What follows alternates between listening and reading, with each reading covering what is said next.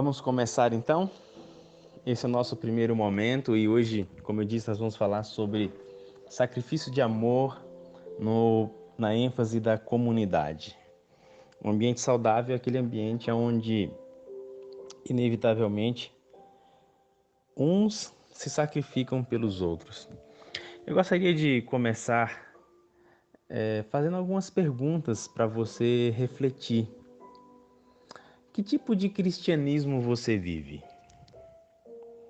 Essa pergunta, embora pareça ser tão simples e tão lógica de se dar uma resposta, ela é muito complexa, porque o cristianismo que você e eu vamos estudar hoje, você vai ver que ele difere muito do que é praticado hoje por diversas pessoas em centenas de denominações religiosas. E eu e você vamos observar alguns exemplos e vamos ter algumas mensagens que vão abalar a nossa forma de ser igreja, a nossa forma de ser cristãos. E eu pergunto essa pergunta, né? Que tipo de cristianismo você e eu vivemos? Porque parece, apenas parece, eu não sei se você compartilha dessa mesma ideia. Se você compartilha, tudo bem, ótimo. Se você não compartilha, eu quero levar você a essa reflexão.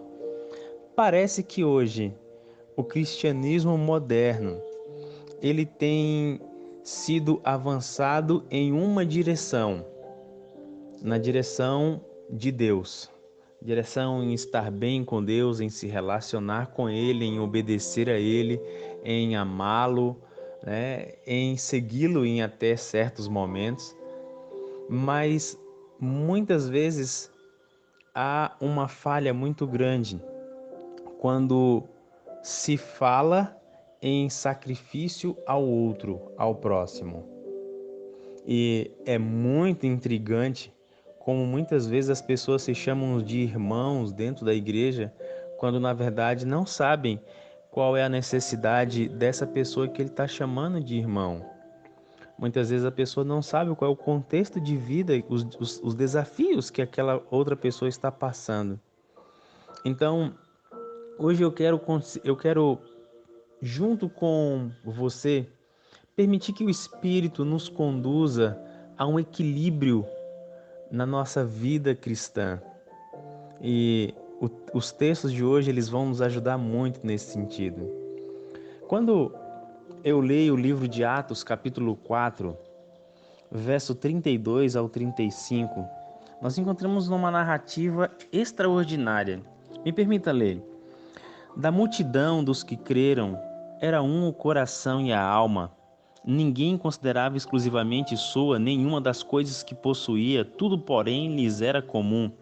Com grande poder, os apóstolos davam testemunho da ressurreição do Senhor Jesus, e em todos eles havia abundante graça, pois nenhum necessitado havia entre eles.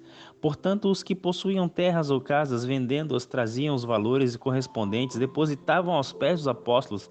Então, se distribuía a qualquer um, à medida que alguém tinha necessidade. Essa aqui é a igreja primitiva, a igreja cristã no início da sua jornada. Homens e mulheres cheios do Espírito Santo, e isso desaguava em ações intencionais na comunidade que eles viviam. Me permita ler agora o texto da nossa lâmina, porque ele vai contribuir de forma muito significativa com o texto das Escrituras que acabamos de ler. Veja o que diz. Depois da descida do Espírito Santo, quando os discípulos saíram para proclamar um Salvador vivo, seu único desejo era a salvação dos perdidos. E eles eram ternos, prestativos, abnegados, voluntários em fazer qualquer sacrifício pelo amor da verdade. Qualquer sacrifício pelo amor da verdade. Acredito que você tenha escutado já por diversas vezes durante as nossas salas 57, durante os nossos jejuns, eu e o pastor Wagner repetindo algo muito intencional em relação ao batismo diário do Espírito Santo.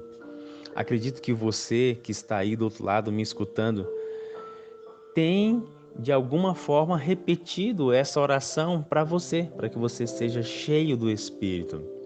Agora, eu quero que você entenda uma sequência lógica que existe nesse processo de sermos cheios do Espírito, de recebermos o batismo do Espírito. O batismo do Espírito Santo não é algo que vai acontecer ou que acontece simplesmente para que você se sinta bem, simplesmente para que você sinta algo diferente, como se fosse um êxtase espiritual. Não tem nada a ver com isso, nada a ver com isso. O batismo do Espírito Santo é que você seja um com Ele e que você receba as características divinas na sua vida. E uma delas, a maior delas, é exatamente o amor incondicional. E esse amor incondicional, ele é demonstrado de forma prática na vida daqueles que estão ao nosso redor. Não são daqueles que nós amamos, mas principalmente daqueles que nós não amamos.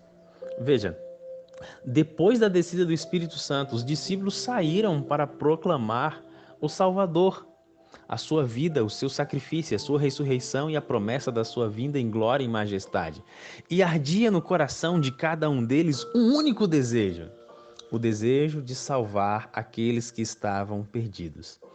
Esse desejo de salvar era resultado deles estarem cheios do Espírito. E eles, ao estarem cheios do Espírito, isso era demonstrado de forma prática. De que forma? Eles eram ternos, eram prestativos, abnegados, voluntários em fazer qualquer tipo de sacrifício por amor da verdade. Eles amavam tanto a Cristo, eles amavam tanto a promessa da vinda deles, que isso também os levava a amar aqueles que estavam perdidos, e eles estavam dispostos a qualquer sacrifício por aqueles que ainda não conheciam a mensagem. E isso era tamanha verdade, isso era tão evidente na vida deles, que na Bíblia, nesse texto que eu acabei de ler, Atos 4, está registrado exatamente isso. Da multidão dos que todos que creram, era um o coração e a alma. Eles faziam sacrifícios uns pelos outros. Por quê? Porque eles eram cheios do Espírito, amavam incondicionalmente, e o resultado disso era o sacrifício em favor do outro, em favor do perdido. Muito bem? Diante desse questionamento, diante desse argumento que é irrefutável, eu gostaria que você refletisse um pouquinho por qual motivo você e eu temos pedido o batismo do Espírito Santo. Porque se esse motivo não vai nos levar ao sacrifício em favor do outro, alguma coisa precisa ser ajustada de forma urgente no nosso pedido. Percebe? Amigos, essa pergunta que eu coloquei na lâmina, ela é uma pergunta muito desafiadora e eu preciso que você faça ela com muita humildade de espírito nesta manhã. Se o seu maior desejo ainda não é a salvação dos perdidos, o que isso revela do seu cristianismo? Veja, você pode estar indo a todos os cultos em sua igreja. Você pode estar assistindo a todas as missas. Você pode estar tendo participação em todas as reuniões, em todos os encontros. Talvez até você exerça um ministério muito bonito na sua igreja. E eu louvo a Deus pela sua vida. Mas, se o seu maior desejo ainda não é a salvação do seu vizinho, o que isso revela sobre o seu cristianismo? Se o seu maior desejo ainda não é a salvação dos seus colegas na faculdade, o que isso revela sobre o seu cristianismo? Se o seu maior desejo ainda não é a salvação dos seus colegas aí no seu local de trabalho, o que isso revela sobre o seu cristianismo?